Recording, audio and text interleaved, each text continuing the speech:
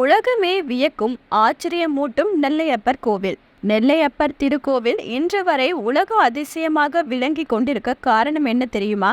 திருநெல்வேலியில் அமைந்துள்ள நெல்லையப்பர் காந்திமதி அம்மன் திருக்கோவில் 7ஆம் நூற்றாண்டுக்கு முன்பே சிறப்பும் பழமையும் வாய்ந்த திருத்தலமாகும். தேவாரம் பாடல் பெற்ற தலங்களில் ஒன்றாக விளங்கி கொண்டிருக்கிறது. மிகப்பெரிய பரப்பளவில் 2 பெரிய கோவிலாக அமைந்துள்ள இந்த திருக்கோவிலில் கோவிலுக்கு உள்ளே ஒரு குளமும் வெளியே ஒரு குளமும் அமைந்திருக்கிறது. வருடா வருடம் திருவாதிரை, மகா சிவராத்திரி, ஐப்பசி அன்னபிஷேகம், ஆன திருவிழா போன்றவை வெகு விமர்சையாக கொண்டாடப்பட்டு வருகின்றன. இங்குள்ள நெல்லையப்பர் கோவில் மூலவர் சுயம்பு லிங்கமாக தோன்றியவர் என்பார்கள். அதே போல மூலவரின் தலையில் வெட்டுக்காயம் ஒன்றும் காணப்படுகிறது. இதற்கு ஒரு காரணமும் சொல்லப்படுகிறது. அதாவது அரண்மனைக்கு பால் ஊற்றும் பால்காரர் ஒரு முறை அந்த வழியாக வரும்போது அங்கிருந்த கல்லில் அவரது கால் இடறிவிட்டது.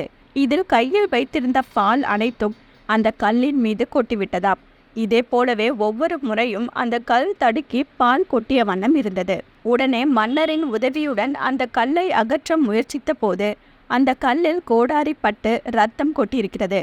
வானில் ஒலித்த அசரீரியின்படி தலையின் இடது பக்கம் வெட்டு காயத்துடன் சிவலிங்கம் திடீரென வெளிப்பட்டிருக்கிறது. அதனால்தான் மூலவரின் தலையில் வெட்டுக்காயம் இன்றும் இருப்பதாக சொல்கிறார்கள். இத்தனை சிறப்பு வாய்ந்த நெல்லையப்பர் கோவிலில் இன்னொரு அதிசயமும் உள்ளது. இங்குள்ள கல் தூணை வெறும் கைகளினால் தட்டினால் 7 இசை ஸ்வரங்கள் ஒலிக்கின்றன.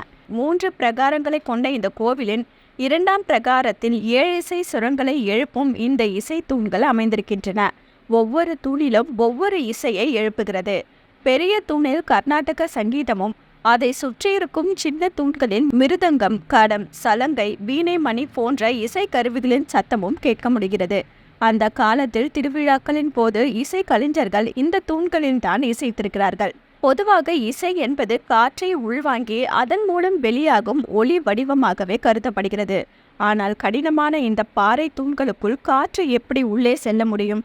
வெறும் கல்லுக்குள் எப்படி 7 ஸ்வரங்களும் சத்தம் எழுப்ப முடியும்? அதுவும் தொழில்நுட்ப வசதிகள் எதுவுமே இல்லாத அந்த காலத்தில் இந்த தூண்களை எப்படி உருவாக்க முடியும்?